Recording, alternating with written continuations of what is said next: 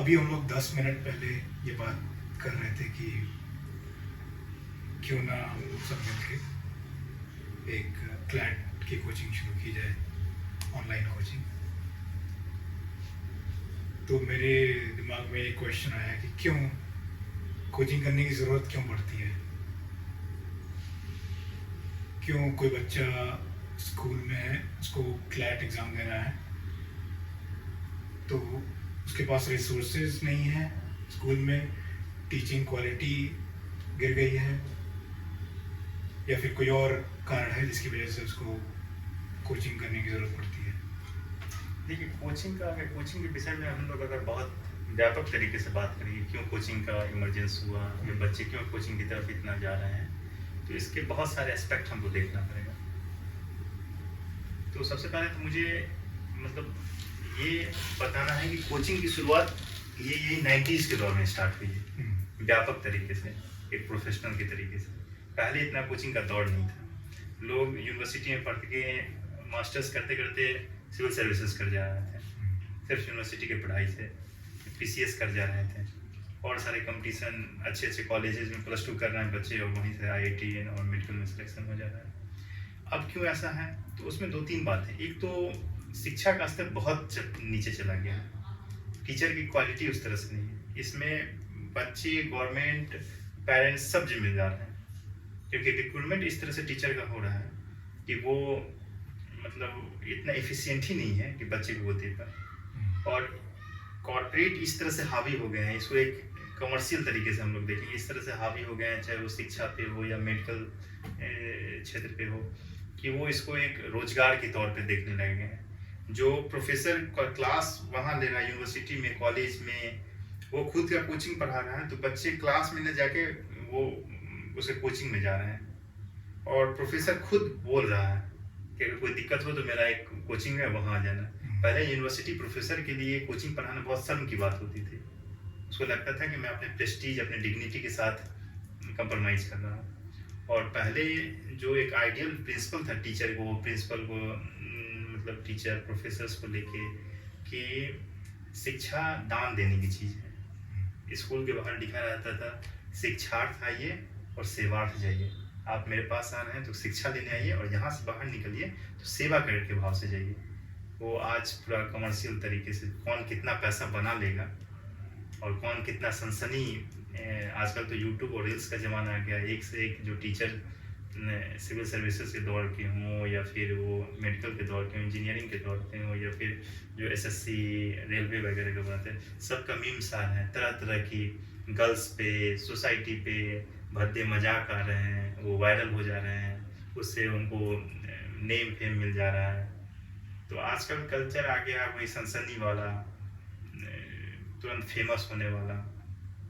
पहले के प्रोफेसर इस माइंडसेट से काम नहीं करते थे। उनको लगता था कि मैं अपने पूरे लाइफ का उनका मोटिव होता था कि मैं ज़्यादा से ज़्यादा बच्चे को कैसे आसान तरीके से बता सकूँ। उनको लगता था कि इसके पास यही एक सोर्स है, मैं ही एक सोर्स हूँ। इतना इंटरनेट था, लाइब्रेरी में लोग जाते थे, वहाँ पे रिसोर्सेज वगैरह ढूंढ के पढ़ रहे हैं। तो मुझे लगता है कि कोचिंग आजकल एक अनिवार्य सत्य बन गई है, लेकिन उसके पीछे सारे लोगों का नेक्सस हो। कई तरह तो मीडिया में ये भी आ रहा था, अभी हाल फिलहाल नीट के क्वेश्चन पेपर लीक हुए थे। इसमें यह आ रहा था कि बड़े बड़े जो कोचिंग चलाने वाले हैं, कोटा में, दिल्ली में, बड़े बड़े जो है, वो डायरेक्ट एजुकेशन सेक्रेटरी और ये लोग से मैनेज कर लेते हैं सिस्टम। अगर इस तरह से होगा तो एक तो ये है कि बच्चों के भविष्य के साथ खिलवाड़ हो रहा है, और देश की गुणवत्ता के साथ भी खिलवाड़ हो रहा है। अगर इस तरह के डॉक्टर्स आएंगे, इंजीनियर्स आएंगे, तो देश अगर जो विश्व गुरु 2047 तक बनना चाह रहा है, या तो वो सब तो मुझे लगता है कि सपना पूरा करना ज़्यादा टफ हो जाएगा, ज़्यादा चुनौती भरा हो जाएगा। और कोचिंग इंडस्ट्री सपना तो दिखाती है, चाहे 12th के बाद इंजीनियरिंग के लिए बच्चों को, या फिर ग्रेजुएशन जो करके आ रहे हैं बिहार से, उत्तर प्रदेश से, मध्य प्रदेश से, इन सब स्टेट से, उनको सपना दिखाती है कि आओ हमारे यहाँ कोचिंग करो 1 साल 2 साल, और उसके बाद आईएएस बन जाओगे या फिर पीसीएस बन जाओगे। तो वो सपना बहुत, क्योंकि बहुत कम लोग ही उसमें से निकाल पाते हैं, है ना? कितने परसेंट? 1%, 2%? 1% भी नहीं है, मुझे लगता है 0.5%। तो बाकी लोग आ रहे हैं और उनको उनका कमर्शियल एक्सप्लॉयटेशन हो रहा है और उनसे पैसा लिया जा रहा है और वो लोग इंगेज्ड हैं।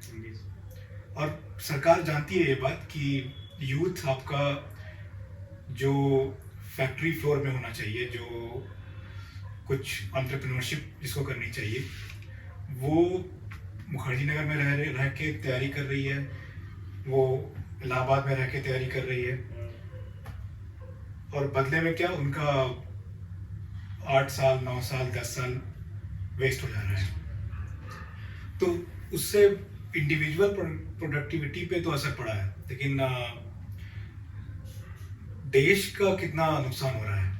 देश का जो बोलते हैं कि डेमोग्राफिक डिविडेंड होता है, तो डेमोग्राफिक डिविडेंड जो चाइना को मिला है वो इस वजह से क्योंकि उन्होंने अपने जो डेमोग्राफी है उसको ट्रेन किया, क्योंकि हर इंसान को ज़रूरत नहीं है कि वो यूनिवर्सिटी जाके सोशल साइंसेज में डिग्री ले, है ना?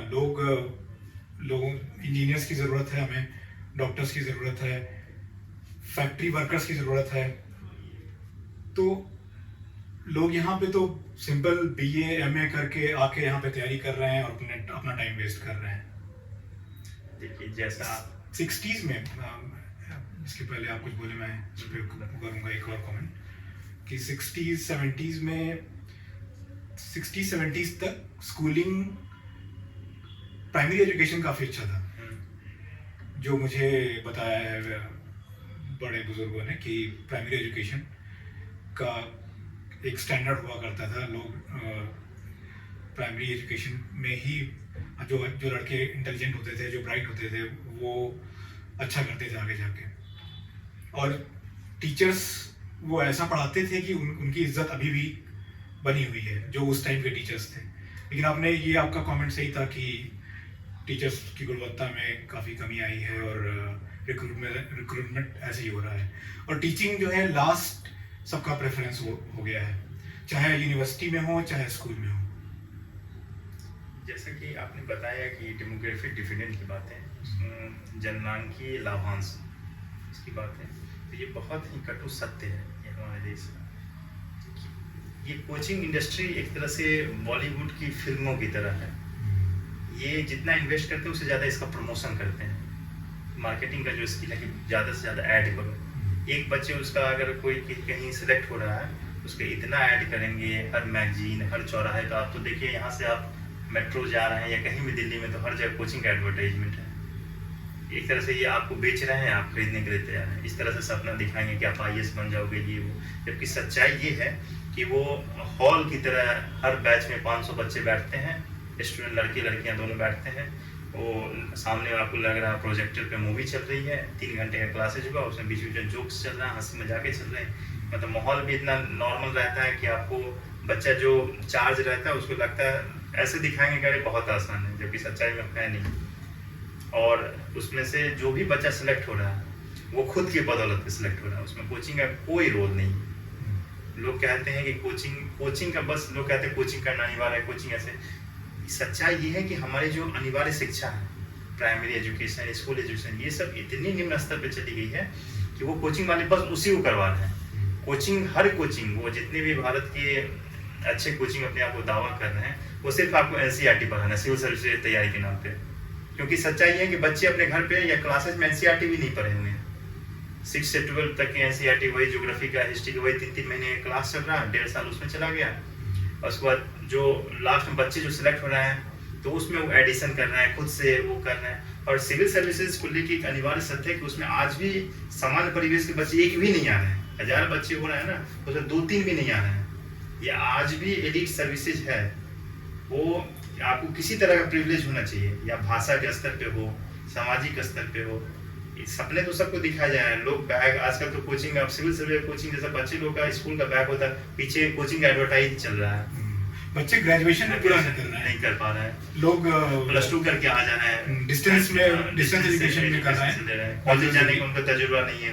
उससे क्या हुआ कि यहाँ तो 10 साल रह गए तो उनका पर्सनालिटी डेवलप नहीं हो गया।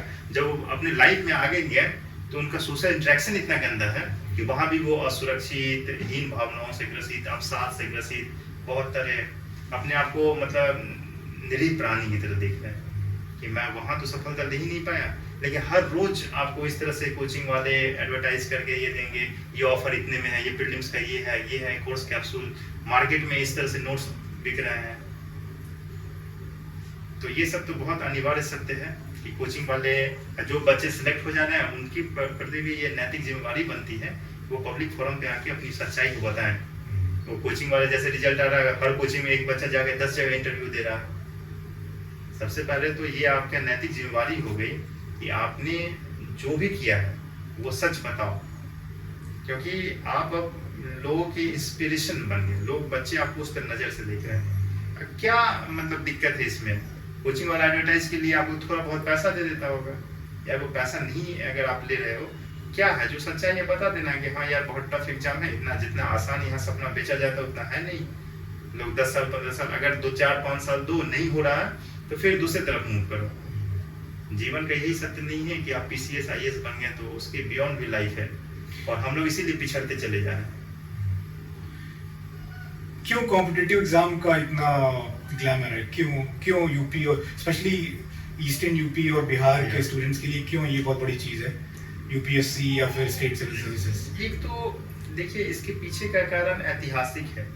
जब 1793 में लॉर्ड कॉर्नवालिस ने वहाँ जब रैयतवारी सिस्टम, जमींदारी सिस्टम स्टार्ट किया था, तो उस समय सबसे बड़ा जो एसेट का सबसे बड़ा जो सोर्स होता था वो लैंड होता था।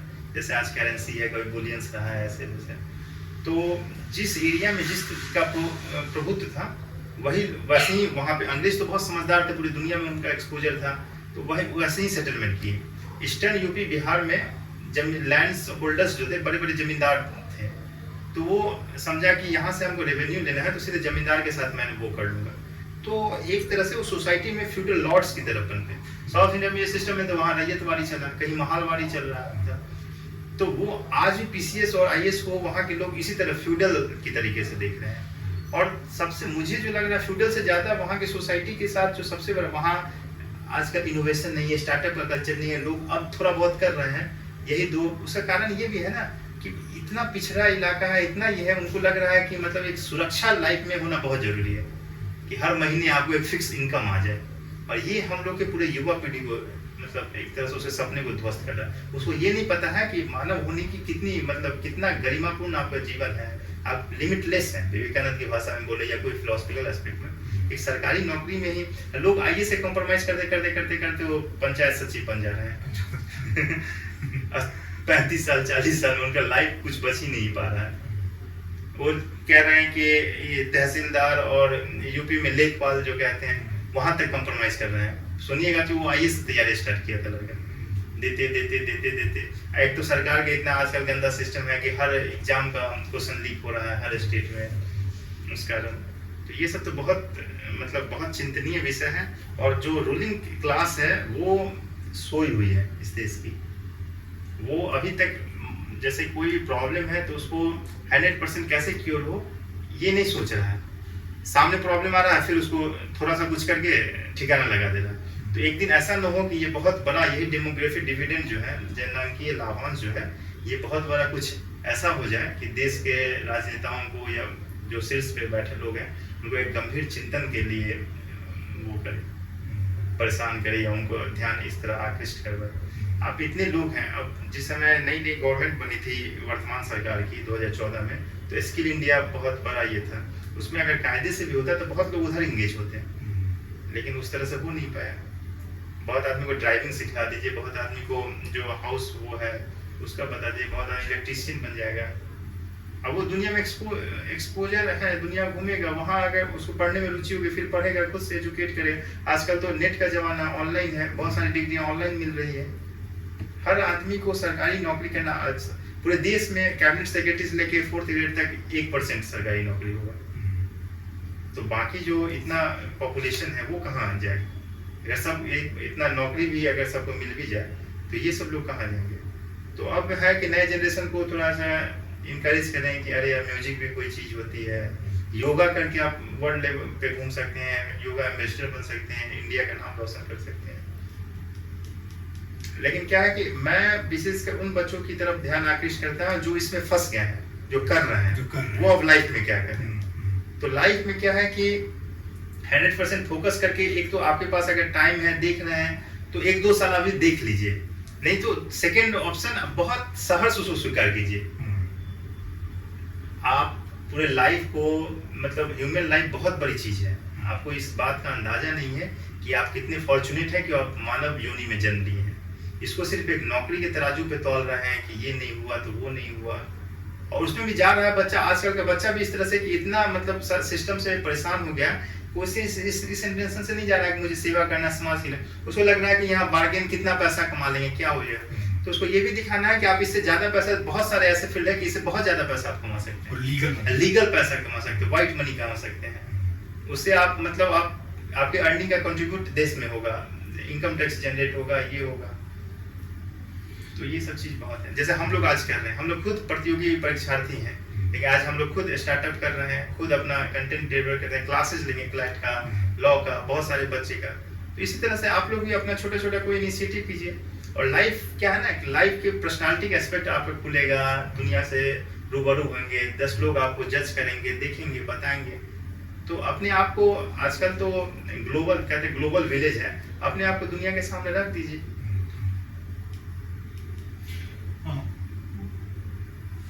ओवर प्रोडक्शन ऑफ एलीट, ये हर सोसाइटी जो अनरेवल होती है, जहाँ पे रेवोल्यूशन आता है या फिर जहाँ पे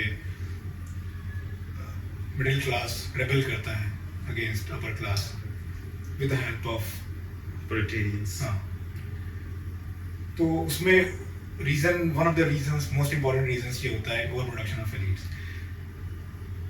तो 1947 से जो अभी ये चला है पूरा रास्ता हमारा, उसमें जो मैं देख पा रहा हूँ उसमें ये है कि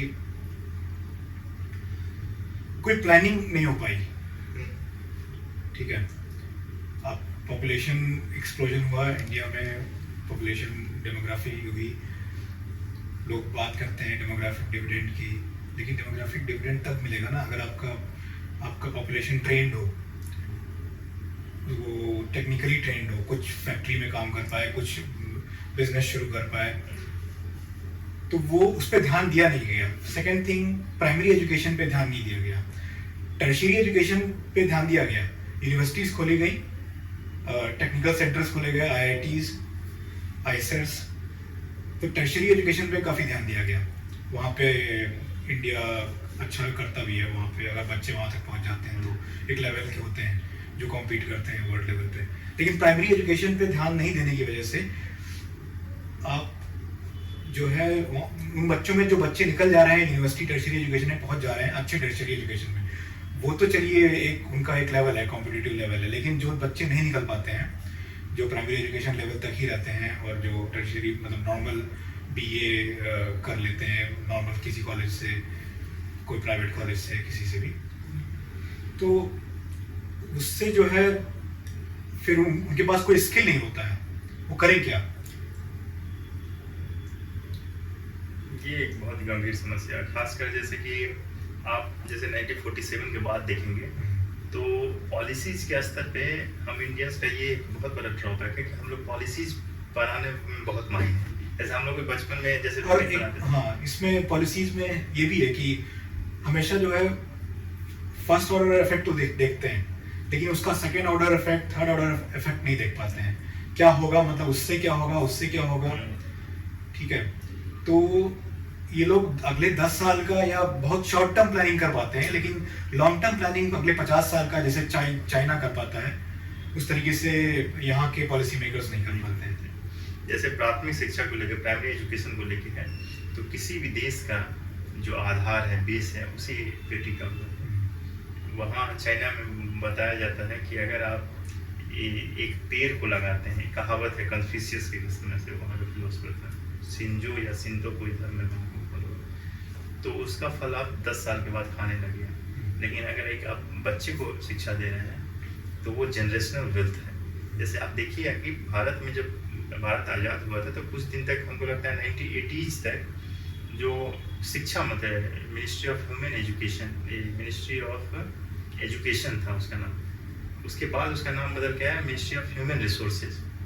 ये जो शब्द है ये बहुत अच्छा शब्द है कि वो शिक्षा मंत्रालय से मानव संसाधन, मानव को कैसे हम संसाधन बनाएं, वह उसमें उसको क्या ऐड करें जो स्किल हो, वो हमारे लिए प्रॉफिटेबल हो, लाभदायक हो।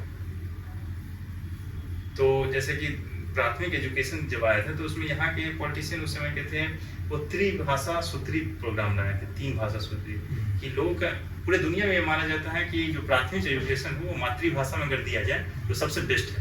बच्चे बहुत आराम से उसको ग्रैस्प कर सकते हैं।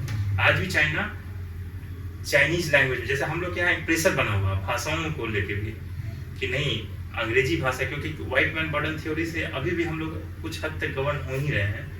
तो अंग्रेजी भाषा आप लोग किड्स स्कूल में भेज रहे हैं बच्चे को, वहाँ अंग्रेजी का दबाव है, बच्चा उतना सीख पा रहा है या भाषा ही डर से अपने आप को पीछे हट जा रहा है। सिर्फ प्राइमरी एजुकेशन में नहीं, टर्शियरी एजुकेशन में भी भाषा का कहाँ प्रयोग हो पाता है, स्पेशली अगर स्टेम कोर्सेज करते हैं तो उसमें कहाँ यूज हो रहा है, नहीं हो पा रहा है। हिंदी में कितनी बुक्स होंगी जो हिंदी में ट्रांसलेट होती है, जो मेडिकल साइंस का हो या कोई एस्ट्रोनॉमी का हो, है ना। इंजीनियरिंग की बुक्स हिंदी में ट्रांसलेट होनी चाहिए, साइंस की बुक्स हिंदी में ट्रांसलेट होनी चाहिए, टर्शियरी एजुकेशन की बात कर रहा हूँ मैं। और लॉ की बुक्स तो खैर हो रही हैं, लेकिन तब भी और होनी चाहिए हिंदी में। तो हिंदी में पीएचडी किस बात का ये लोग दे रहे हैं यूनिवर्सिटी, सबसे बड़ी बात तो ये है। इतने बड़े यहाँ दिल्ली यूनिवर्सिटी है, जेएनयू वगैरह, इतने बड़े यूनिवर्सिटी में 200-300 हर साल वैकेंसी मतलब पीएचडी स्टूडेंट को एनरोल कर रहे हैं। और वही जो 1950 में जो रिसर्च हो रहा था, वही नई कविता, आधुनिकतावाद, स्वच्छंदतावाद, इसी पे आज भी कर रहे हैं। आप कुछ चार्ल्स डिकेंस की बुक में ढूंढ रहा था हिंदी में, हिंदी अनुवाद, और वो नहीं मिला मुझे। ठीक है, ये सब बहुत। टॉल्स्टॉय की बुक मिली, वॉर एंड पीस, दोस्तोयेवस्की की एक बुक मिली। तो अभी तो हिंदी में ट्रांसलेशन करने के लिए ही पीएचडी देना चाहिए, कि वर्ल्ड लिटरेचर से हिंदी जो भाषा मतलब बड़े के लोग हैं वो भी उससे इंट्रोड्यूस हो, वो समझे कि हाँ ये कहाँ तक मतलब हो गया। भाषा की वजह से स्टंटेड फील करते हैं हम लोग कहीं ना कहीं। जो बचपन से हमारी एजुकेशन, मेरी खुद ही, आपकी भी एजुकेशन जो हमारा हुआ है, तो जो मिक्सचर हुआ है हिंदी और अंग्रेजी का, उसकी वजह से ये होता है कि ना हम कंफर्टेबल होते हैं पूरी तरीके से हिंदी में और ना कंफर्टेबल होते हैं पूरी तरीके से इंग्लिश में, तो उसकी वजह से प्रॉब्लम होती है।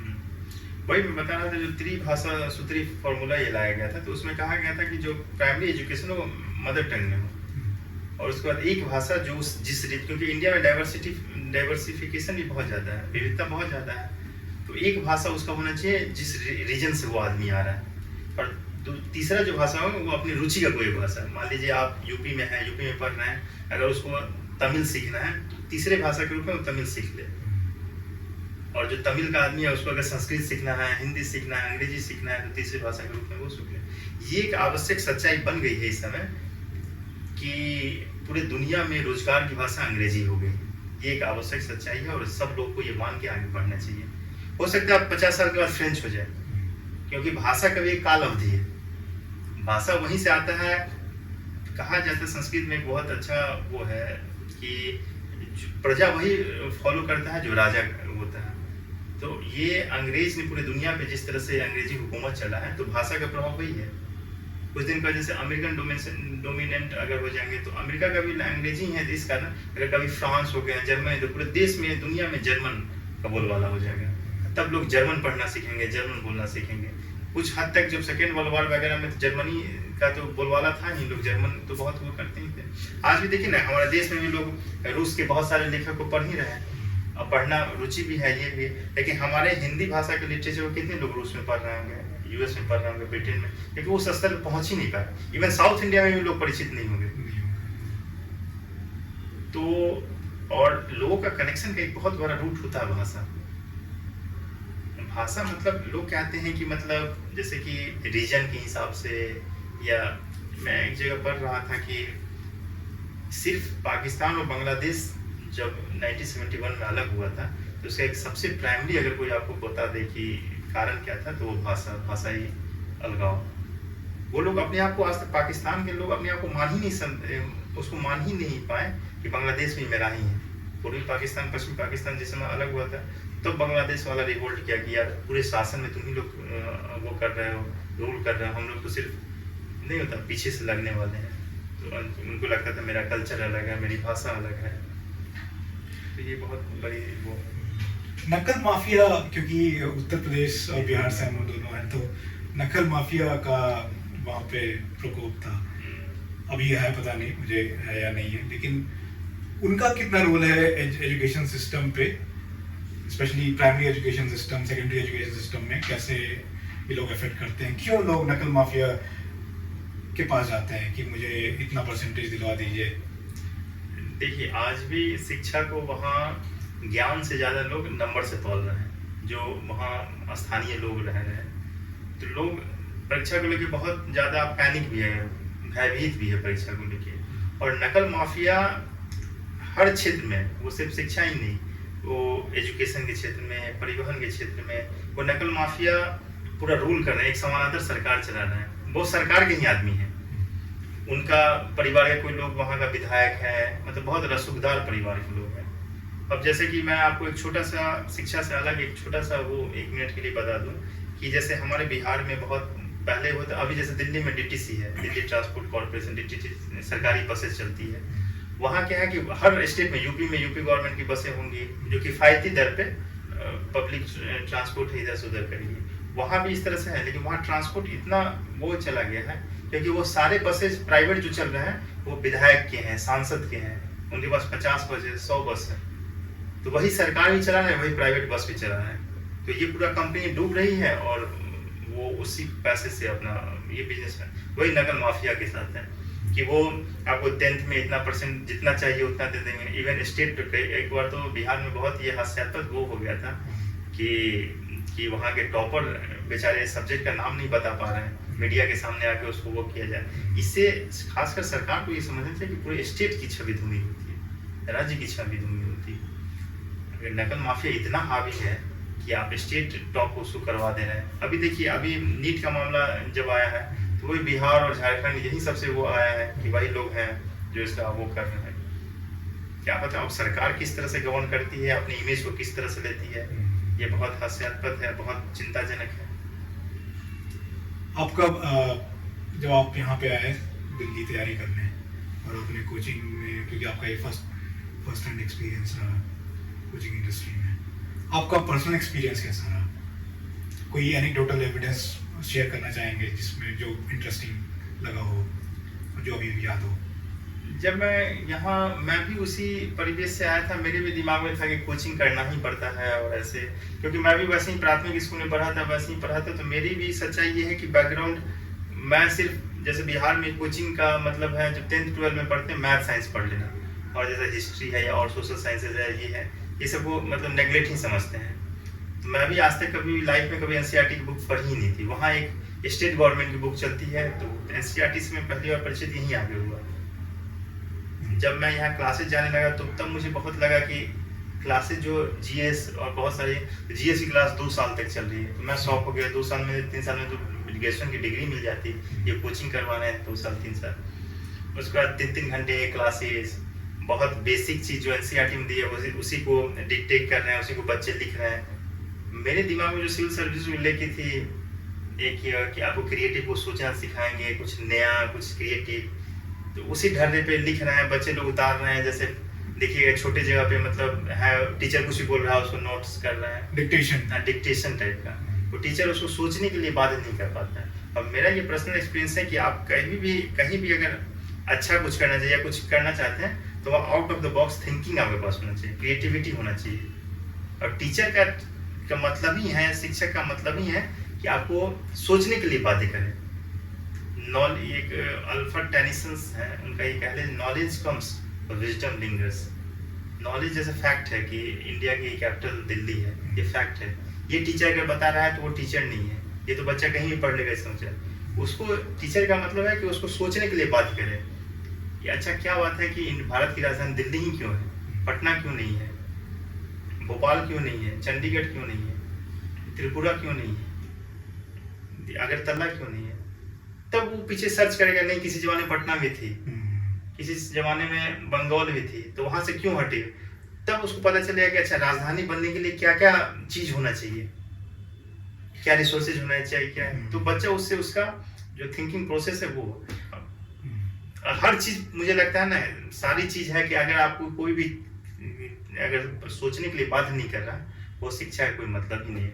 आप ऐसे ही मान लीजिए कहीं जॉब भी ले लेते हैं तो एक ढाडे पे चलने वाले इंसान होंगे कि कुछ सैलरी मिलेगा, जीवन यापन होगा, बस खत्म। आप समाज को, देश को, दुनिया को कुछ दे के नहीं जाएंगे।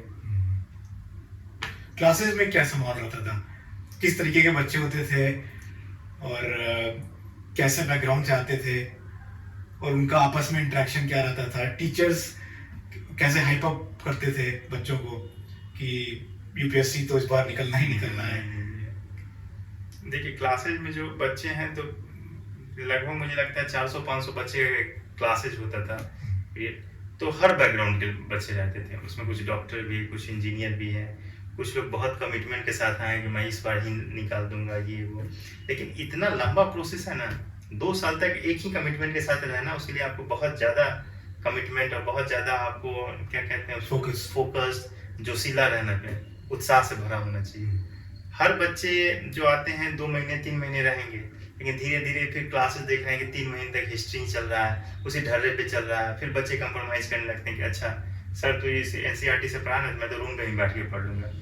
फिर ये भी एक चुनौती है कि बच्चे छोटे छोटे जगह से आते हैं तो उनको बड़े सारा कोई एक्सपोजर नहीं रहता है, तो यहाँ इतना ग्लैमर इतना देखने से उनको लगता है कि चंचल उम्र होता है, सब उनको लगता है सब करके भी यहाँ जाना है। बहुत सारे IAS भी इस तरह से ग्लैमर कर देते हैं कि मेरी गर्लफ्रेंड थी, मैं ये करता था, 6 घंटा पढ़ता था, बहुत आराम से हो गया। टीचर इस तरह से कह देते हैं कि बहुत मेहनत करने वाला गधा होता है, स्मार्ट ये होता है। जबकि सच्चाई ये है कि हर आदमी का अपना रेस है, हर आदमी का अपना पेस है, अपने माइंड का थॉट्स है। बीच में टीचर भी उसमें जोक भी कर रहे हैं, सब तरीके की बातें हो रही है। टीचर भी मुझे लगता है कि बहुत कम ही टीचर हैं जो उस लेवल पे सोच पाते हैं, एक ढर्रा है पढ़ा रहे हैं। अब तो मुझे लगता है ये 90s के बाद का दौर है जो सिर्फ मैं जैसे जैसे ऑब्जर्व करता हूँ, सोचता हूँ ये जितने कोचिंग वाले हैं यहाँ, नेहरू विहार, मुखर्जी नगर, सब इसमें पढ़ा हुआ एक भी बच्चा कल होके भारत का कोई गृह सचिव और होम सेक्रेटरी या कैबिनेट सेक्रेटरी बने। क्योंकि उतने हाई पद पे जाने के लिए ना आपके पास क्रिएटिविटी होना बहुत जरूरी है। बहुत सारे चैलेंज एक साथ आएंगे, इतना बड़ा देश, इतना सारा परेशानी, और यहाँ तो बहुत सामान्य तरीके से बना है। 90 के बाद ये सब हुआ है तो बच्चा अभी ज़्यादा से ज़्यादा ज्वाइंट सेक्रेटरी को 1-2 बना होगा तो बना होगा। रैंक भी आ रहा है किसी का 800, 1 to 10 में नहीं आ रहा है, 1 to मतलब खासकर मीडियम को लेके इतना ज़्यादा है। हिंदी मीडियम के बच्चे को मतलब 5-5 साल तक कोई IAS बन ही नहीं पाते हैं। ऐसा नहीं कि बच्चे में गुणवत्ता नहीं है, लेकिन भाषा के स्तर पर वो इतने कमजोर है, जो स्टैंडर्ड का हिंदी आयोग को चाहिए वो भी टीचर नहीं प्रोवाइड कर पा रहे हैं। और अंग्रेजी वाला का माहौल है तो वो पहले से जैसे वो IITian है तो उसको पढ़ने का एक ऑल इंडिया लेवल के एग्जाम उसने क्रैक कर रखा है, उसको पता है कि पेस कहाँ है।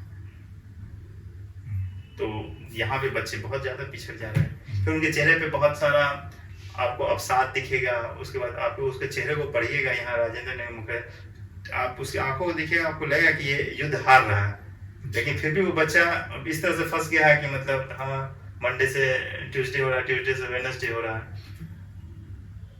उसको ये पता हो गया कि मैं तो हार गया, लेकिन चल रहा है, शायद उसी में किसी का कहीं कुछ हो जाए, बन जाए। ऐसा भी है कि बहुत हमारे खुद सर्कल में कई ऐसे लोग हैं जो बहुत बाद में हो गया, ऑल इंडिया मतलब ऑल 1 to 10 में आ गए हैं। बहुत सारे ऐसे स्टेट PCS अधिकारी, वो ठीक है, लेकिन सिर्फ 1-2 एग्जाम्पल्स वो नहीं, मतलब वो एक्सेप्शंस एग्जाम्पल्स नहीं बन सकते हैं। इतना बल्क में जो लोग हैं, इतना बंग में यंगस्टर है, ऐसा नहीं है कि कोई आदमी, मुझे तो नहीं लगता कोई आदमी बेकार है। हर आदमी को सिर्फ उस तरह से तराशने की जरूरत है। माइकल एंजेलो बहुत बड़ा मूर्तिकार था, वो कहता था कि मैं दुनिया की कोई भी पत्थर को मूर्ति बना सकता, दुनिया में सबसे खूबसूरत। क्या उसके पास वो स्किल था तराशने का। तो जो सही में शिक्षक हैं, गुरु हैं, शिक्षक और गुरु में जो अंतर है वही आजकल के शिक्षा व्यवस्था और पुराने शिक्षा व्यवस्था में अंतर। गुरु का जीवन पूरा समर्पण भाव से होता था।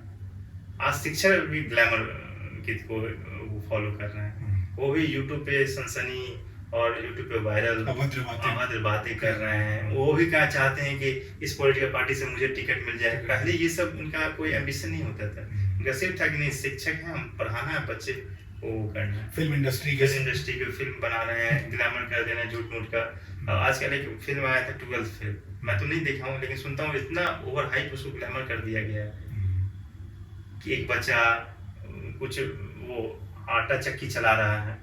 तो मूवी इंटरटेनमेंट के लिए ठीक है, लेकिन उसको गांव में सुदूर गांव में बैठ के कोई बच्चा अगर वो सपना देखेगा तो सामने जब आएगा वो एग्जाम में तो सीधा औंधे मुंह गिरेगा, क्योंकि एग्जाम का स्टैंडर्ड यहाँ है आप और बच्चा यहाँ है। ग्लैमर से आप दिखा दिए कि तुम तो सीधे ये बन जाओगे। मुझे लगता है तो ये सब क्या है ना कि इंडस्ट्री जैसे काम करती, कॉर्पोरेट इंडस्ट्री उस तरह से सपने दिखाए फिर बेच लिए, फिर पैसे ले लिए, फिर आप अपना जानिए। पहले गुरु क्या होता था कि अपना जानने वाला स्टूडेंट के साथ बिहेव नहीं था, आपके साथ वो लगा रहता था कि जब तक तुमको कुछ सफलता मिले, तुम जब तक वो नहीं हो पा तब तक मैं तुम्हारे साथ हूँ। आज तो एक टाइम पीरियड है, आज तो ऑनलाइन क्लासेज है, एक बार वीडियो देखिएगा फिर दोबारा नहीं देख पाएगा, दोबारा देखना है तो फिर पे करना है। और बच्चों का आपस में इंटरेक्शन, बच्चों का आपस में बच्चे ही होते हैं, बच्चे का आपस में इंटरेक्शन ऐसे ही रहता है। नए शहर में आते हैं, दोस्तों के साथ घूमना चाहते हैं, थोड़ा मूवी देख लेना चाहते हैं, दिल्ली को एक्सप्लोर करना चाहते हैं, मॉन्यूमेंट्स अपने हिसाब से दिल्ली को देखना चाहते हैं। उनका अपना पर्सपेक्टिव बनता है कुछ, वो जिस बैकग्राउंड से आते हैं बहुत सारी जो उनकी मान्यता है वो ध्वस्त होती दिखती है। उनको लगता है कि अच्छा जीवन का ये भी एक आयाम है, ये भी एक सच्चाई है। जैसे मैं खुद जब आया था तो फर्स्ट टाइम जब मैं आया था तो मुझे याद है मैं JNU गया था, उसमें स्टूडेंट SU का इलेक्शन था। तो पहली रात मैं JNU में गया था तो मैं खुद शॉक रह गया कि ऐसे भी होता है क्या। वहाँ मेरे कुछ जाने पहचानने वाले सीनियर्स थे, तो उन्होंने रात में 2-3 दिन तक JNU का स्टूडेंट यूनियन का हमारा इलेक्शन स्टूडेंट ही खुद से करवाते हैं, वही इलेक्शन बॉडी वही मैनेजमेंट बनते हैं और आपस में बात है। वो बहुत खूबसूरत इलेक्शन है। जैसे हम DSU में देखते हैं तो DU में क्या है कि बहुत यहाँ पुलिस फोर्सेज आ जाता है मैनेज करने के लिए, वहाँ खुद बच्चे करते हैं। बॉयज हॉस्टल में मुझे बताया गया कि नींद आ रहा है तो तुम वहाँ जाके सो। मैं वहाँ गया तो देखा 2-3 लड़कियाँ हैं आपस में, बहुत मुझे लगा कि अच्छा ये भी है, बहुत हेल्दी वेलकम किया, ऐसा नहीं कि कहाँ से आए हो कौन हो। ये सब तो मुझे लगता है कि शिक्षा का एक पैमाना जो है ये होना ही चाहिए कि आप अगर मतलब यूनिवर्सिटी का मतलब एक ऐसा कह सकते हैं पेडेस्टल है यूनिवर्सिटी या कॉलेज जहां आप किसी भी सामाजिक पृष्ठभूमि के, किसी भी आर्थिक पृष्ठभूमि के बच्चों के साथ एक समान बैठ सकते हैं। वहाँ अगर कोई बहुत बड़े पॉलिटिशियन का भी बेटा है अगर क्लासरूम में आपको पढ़ रहा है तो आप उसके साथ बैठ सकते हैं। लेकिन आप मार्केट में जाएंगे तो वो हो सकता है वो अरमानी का कपड़ा खरीदे और आप कोई नॉर्मल खरीदे, लेकिन क्लासरूम ही एक ऐसा प्लेटफॉर्म है जहाँ हर लोग समान है। तो ये यूनिवर्सिटी को वैसे ही रहना ही चाहिए, ये बहुत बड़ी सच्चाई है। और जैसा शिक्षा होगा देश वैसा ही बनेगा। तो ये हम लोग के ऊपर भी जिम्मेवारी है कल हो कि हम लोग भी अब इस एज ग्रुप में आ गए हैं कि देश के पर्सपेक्टिव से देखिए, अब सिर्फ हम लोग छात्र नहीं रह गए हैं। तो हम लोग को लगता है ये हमारी भी जिम्मेवारी है। कोई जूनियर्स आ रहे हैं या टीचर्स हैं या सीनियर्स के तौर पे गाइड कर रहे हैं, तो पर्सनल से ज़्यादा पब्लिक या नेशन या हॉलिस्टिक व्यू में सोचें कि हम जो बोल रहे हैं कर रहे हैं इसका क्या प्रभाव पड़ेगा। सोसाइटल प्रेशर या फैमिली का जो प्रेशर होता है वो कितना बड़ा कारण होता है कि बच्चे स्ट्रगल कर रहे हैं, हालांकि उनको ये पता है कि हम बिलोंग नहीं करते हैं यहाँ पे, इस कंपटीशन में हम बिलोंग नहीं करते हैं और कॉम्पीट नहीं कर पा रहे हैं, हमारी वो क्वालिटी नहीं है, लेकिन वो जो प्रेशर है उसकी वजह से लगे रहते हैं, टाइम निकलता रहता है। तो उसका कितना बड़ा रोल है उसमें? मुझे लगता है कि ओवरऑल रोल है। एक तो फैमिली सोसाइटी के प्रेशर से ज़्यादा ना उनके पास करने के लिए कुछ है भी नहीं, करेंगे भी क्या। तो बिजनेस कर सकते हैं, बिजनेस के लिए कैपिटल नहीं है एक तरह से। जैसे सोसाइटी से यहाँ आ गए हैं तो उनको लगता है कि घर वाले को एक ड्रीम दे के आए हैं, एक आशा हमसे किया हुआ है। वो क्या है कि बहुत एक तरह से यहाँ रहने के बाद बहुत कंफर्ट में भी आ गए हैं, उनको लगता है कि इसी में देखते हैं कुछ हो जाए, इसी चक्कर में उनका टाइम भी लैप्स होते चला जाता है। ये बहुत बड़ा चीज़ है कि आप अपने कंफर्ट जोन से बाहर निकल के बिजनेस करना चाहें या फिर और दूसरा कोई चीज़ चाहें। तो धीरे धीरे लोग कर रहे हैं, जब लग रहा है कि उनको कि जैसे कि बहुत लोग हैं कि गिव अप करके कर रहे हैं, बहुत लोग बहुत स्वेच्छा से कर रहे हैं कि नहीं इससे अच्छा मैं दूसरी जगह कर लूँगा। बहुत लोग ऐसे हैं कि टाइम फिक्स करके यहाँ आ रहे हैं, जो बहुत प्रोफेशनल तरीके से सोच रहे हैं कि इस पीरियड में 2 साल 3 साल में हुआ तो ठीक है, नहीं तो मैं बिजनेस कर लूँगा या कोई दूसरा काम कर लूँगा। क्योंकि आजकल एग्जाम हर स्टेट पीसीएस का एग्जाम कैंसिल हो रहा है, पेपर लीक हो जा रहा है। अभी जैसे उत्तर प्रदेश का अभी पीसीएस एग्जाम होने वाला है, उसका डेट आया था 12 फरवरी को, अब बढ़ते बढ़ते दिसंबर चला गया, पूरा 1 साल का जो इतना बड़ा, फिर वो रिजल्ट आने में अगले से 1 साल को वो ले लेगा। तो ये बहुत टाइम मतलब ऐसे आराम से निकल जाना। कहीं ना कहीं ऐसा नहीं लगता है कि गवर्नमेंट को ये बात पता है कि टाइम निकल रहा है, लेकिन गवर्नमेंट क्योंकि उसके पास जॉब्स नहीं है देने को, कोई आपने इंडस्ट्री क्रिएट किया नहीं, ठीक, एक कल्चर नहीं क्रिएट किया एंटरप्रेन्योरशिप का, इंडस्ट्री नहीं क्रिएट किया, बिजनेस इन्वायरमेंट नहीं क्रिएट किया, तो जॉब्स कहाँ से मिलेंगे यूथ को? तो यूथ कोचिंग में ही इन्वॉल्व रहे, वहीं पे उसका टाइम करता रहे, वो रेबल ना करे, वो रिवोल्ट ना करे, कहीं ना कहीं वो उनके भी उसमें है हक में, उनके भी दिमाग में है कि ठीक है यूथ उसमें इन्वॉल्व है तो रेबल नहीं करेगा। ये बहुत बड़ी सच्चाई है। रूलिंग एलिट्स जो है उनको वो सारी परिस्थितियों से वाकिफ है, और यही कुछ वैकेंसी निकाल दी है, फिर इसका डेट एक्सटेंड कर रहे हैं, तो बच्चे इसी में इन्वॉल्व हैं। और उसके बाद फिर वैकेंसी में कभी 100-200 और ऐड कर दिए, बच्चे को पूरा न्यूज मिल गया, खुश हैं। अब बाद में 2 साल के बाद उसका रिजल्ट निकाल देंगे, उतने बच्चे को नौकरी हुआ, वो कहेंगे कि मैंने तो नौकरी दे दिया। उनकी पॉलिसीज ये भी होती है कि इलेक्शन के समय वैकेंसी निकाले बहुत सारे, तो उनका जो युवा की आक्रोश है वो कम से कम सेटल डाउन हो जाए, और युवा को ये कह के वो नकार देंगे कि जो योग्य थे वो तो आ गए हैं, बाकी तुम लोग अयोग्य हो, इसी कारण फिर से अपना जो करना है करो। युवा भी इसमें कंप्रोमाइज कर ले, लेकिन सच्चाई ये है कि कोई योग्य अयोग्य होता ही नहीं है। अगर उस कंपटीशन के लिए उसने मेहनत किया, उसको जॉब मिल गया, जो बच्चे हैं उसको दूसरे लाइन में दूसरा कुछ स्किल कीजिए। कोई जितना बच्चा दे रहा है, 500-600 वैकेंसी पे 10 लाख बच्चे दे रहे हैं, तो 10 लाख को तो कभी नौकरी नहीं होगा, 50 साल तक भी वैकेंसी आता रहेगा फिर भी नहीं होगा। तो वो लोग ऐसा तो नहीं कि यही करेंगे, लोग दूसरा काम करें। और मुझे लगता है कि अब नए जनरेशन को करना भी चाहिए एंटरप्रेन्योरशिप, स्टार्टअप, जो भी उनका रुचि में है। अब बहुत ज़्यादा नौकरी को लेके आश्रित नहीं होते। मुझे लगता है जब एआई का जमाना आ गया 20 साल के बाद, तो ये सब ऐसे भी खत्म हो जाएगा, या इसका जो भी ग्लैमर है खत्म हो जाएगा। ये लोग हम लोग अपने खुद के लाइफ में ये देख लेंगे। आज भी हम लोग जॉब कहीं कर रहे हैं तो मतलब लगेगा कि 50-55 होते होते सारा देख लेंगे, जिस ग्लैमर के साथ मैं आया था वो खत्म हो गया।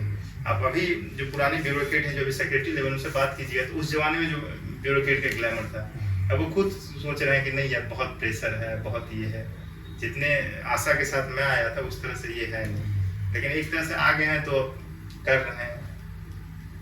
तो ये सब तो सच्चाई है। अब तो बहुत नए जनरेशन लॉ को प्रेफर कर रहे हैं, बहुत नए जनरेशन नए कोर्सेज आ रहे हैं। मास लॉ का तो जैसे 10-15 साल पहले इंजीनियरिंग का जो माहौल था कि हर घर में इंजीनियरिंग के लिए बच्चों को भेजा जाता था, सेम अभी ये हो गया है लॉ के लिए कि अभी बच्चों को लॉ कराया जा रहा है, चाहे 5 ईयर लॉ, चाहे ग्रेजुएशन के बाद लॉ कर लो, फिर जुडिशरी में आ जाओ, जुडिशरी में कंपटीशन कम है, या प्रैक्टिस शुरू करो या फिर अपना लॉ फर्म ज्वाइन कर लो। वो सेम भीड़ बढ़ गई है, भीड़ पहले कम थी यहाँ पे, लेकिन अब बढ़ गई है। अब क्या है कि देख रहे हैं कि उधर नहीं हो पा रहा है, सोच रहे हैं कि एक आसान ऑप्शन है, लेकिन इधर भी आसान नहीं है। दिख रहा है आसान, लेकिन है नहीं। अब 5 ईयर लॉ, अब ऐसे ही जिस एक जमाने में जिस तरह से इंजीनियरिंग कॉलेज प्राइवेट बहुत सारा खुल गया था, वैसे ही अब लॉ का कॉलेज और सब बच्चे इनरोल करके 5 ईयर कर रहे हैं, 3 ईयर कर रहे हैं, तो उसका कुछ आउटपुट नहीं। इंजीनियर तो थोड़ा बहुत है कि उनको एक स्टार्टिंग बेसिक तो मिल भी जा रहा है पैसा, लॉयर्स को तो वो भी नहीं मिल पाता है। तो यहाँ तो ज़्यादा चुनौती है, और खुद को इस्टेब्लिश करने के लिए यहाँ अलग तरह की चुनौतियाँ हैं। यहाँ जो आज भी इस प्रोफेशन में ना फ्यूडलिज्म बहुत हावी है, 3 जनरेशन 2 जनरेशन इस तरह, सॉरी, तो वो एक सच्चाई है। 3 जनरेशन 2 जनरेशन का जो उनका ये कैपिटल, सोशल कैपिटल बना हुआ है इस फील्ड में, वो लोग का यहाँ अपर हैंड होता है, लेकिन इंजीनियर्स के साथ ये नहीं है। अगर इंजीनियर्स वो ज़्यादा डेमोक्रेटिक इंस्टीट्यूशन है, हाँ। इंजीनियरिंग ज़्यादा डेमोक्रेटिक इंस्टीट्यूशन है, वहाँ पे पर्सनल कैलिबर को ज्यादा वो माना जाता है, कॉम्पिटेंस मैटर competence करती है। माना यहाँ पे क्या है, सोशल कैपिटल जाता है, मैटर करता है। बहुत ज्यादा मैटर करता आप किस फैमिली में हैं, है। आपका क्लोज background नेटवर्क है, क्या है। मतलब यहाँ देखा जा रहा है कि आपका जो सबसे अपेक्स चीज है वो सुप्रीम कोर्ट है, वहाँ इतने ही लॉयर हैं।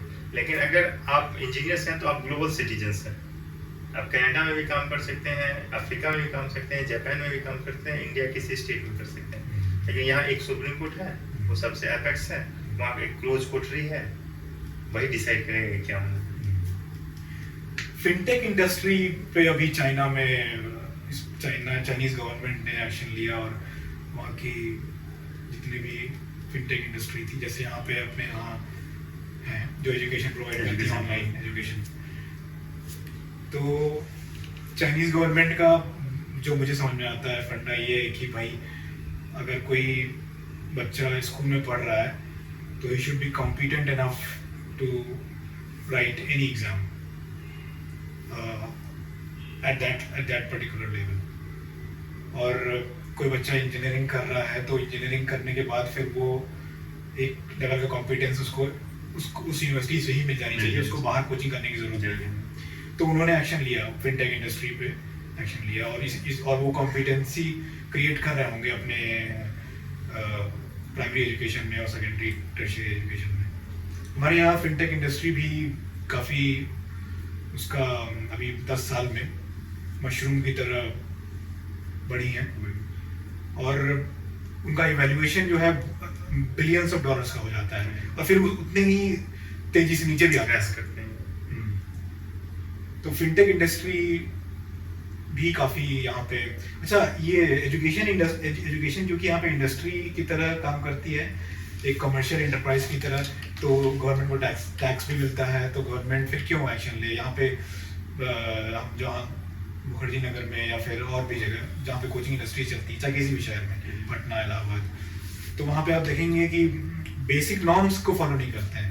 वहाँ पे हो सकता है कि फायर हाइड्रेंट वो ना हो, फायर एक्सटिंग्विशर ना हो, बाहर निकलने के लिए जगह ना हो, ठीक है, और बिल्डिंग बहुत सक्रिय हो, लोग चढ़ नहीं पा रहे हो, है ना, सीढ़ियाँ ठीक से ना हो, और वहाँ पे कोचिंग चल रहा है आराम से। तो वहाँ पे जब एक्सीडेंट्स होते हैं फिर उसके बाद कुछ दिन के लिए एक्शन लिया जाता है, जैसे अभी हुआ राजेंद्र नगर में लाइब्रेरी में 2-3 बच्चे का जो मौत हुआ, और फिर उसके बाद फिर उसी तरीके से करप्शन हो जाता है, पैसा खिला दिया जाता है लोकल पुलिस स्टेशन या लोकल एमएलए एमसीडी। तो ये बहुत बड़ी, जैसे कि कोई भी अगर यहाँ इंडस्ट्री काम करती है, रेवेन्यू जनरेट हो रहा है, वो तो गवर्नमेंट को ही मिल रहा है और गवर्नमेंट इसको समझ रही है कि ऐसे ही प्रोसेस ऐसे ही चल रहा है।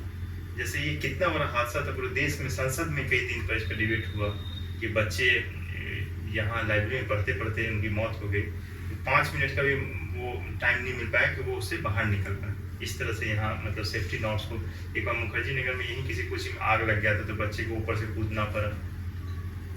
तो ये सब तो है ही, और साथ में जैसे कि अभी बहुत देखिएगा बहुत सारे स्टार्टअप के नाम पे कोचिंग इंडस्ट्री स्टार्ट हो रही है, वो बिलियन, उनका मार्केट कैप बिलियंस में बन जा रहा है, तुरंत क्रैश है। जैसे बाइजू बहुत बड़ा एग्जांपल है इसका। तो इसके पीछे मुझे लगता है कि ये लोग नॉर्म्स को मतलब फॉलो करने की जगह ना एक इसको इंडस्ट्री की तरह देखते हैं कि हम इस इंडस्ट्री को कितने बड़े बिलियनर्स मतलब अपने कैपिटल को बढ़ा रहे हैं, और अंदर जब बाद में सेबी का या किसी का इस तरह से आता है नोटिस, पता चलता है कि बहुत सारा इसमें अनियमितता पाई गई, तो फिर पता चला कि उनका जितना भी ये है वो क्रैश कर गया। ठीक है, आज ये डिस्कशन समाप्त करते हैं और आगे भी हम डिस्कशन करेंगे इस टॉपिक पे कभी। और thank you viewers for watching this episode. Please like, subscribe and share, and don't forget to click on the bell icon.